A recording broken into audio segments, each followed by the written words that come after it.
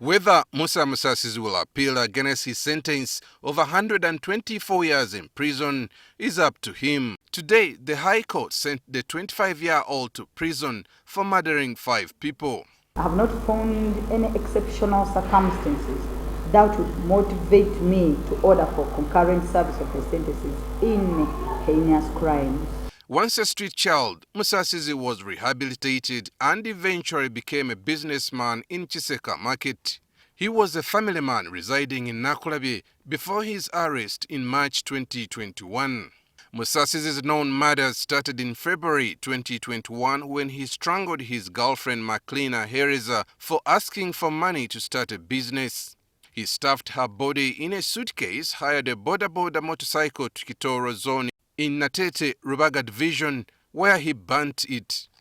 For Abdul Kasaga, who rode with Musasizi and disposed of Hereza's body, the court sentenced him to 4 years in prison. After this murder, Musasizi, who was then 23, started living with Violet Kansime and her 3-month-old baby under the guise that they were married. It was to end badly when he snapped and strangled both mother and baby to death. The court heard that he wrapped their bodies in curtains, carried and placed them near Nakulabi police station and set them on fire to conceal evidence. The style he adopted of pretending to be in love with his victims, was very attractive, yet he knew it was a highway to the grave for all his victims. Musasizi has also been punished for killing Nori Nabili and Elizabeth Mutesi, whose lifeless bodies he also burnt, an act Justice Margaret Mutonyi described as barbaric and savage. He had now graduated into an insatiable serial killer who would not even spend a few days without murdering a young female victim. It was Hereza's phone which Musasizi sold to a third party, which was tracked and led to his arrest. He then confessed to being a thief and murdering several women.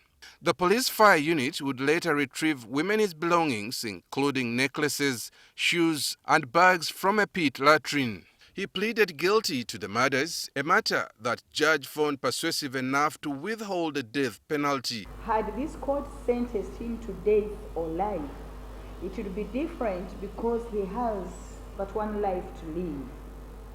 They cannot execute him by hanging twice. He has one life, and neither can he serve a life imprisonment one after another because he still has one life. Justice Mutonyi has compared him to an actor in a 1956 movie called The Killer is Loose.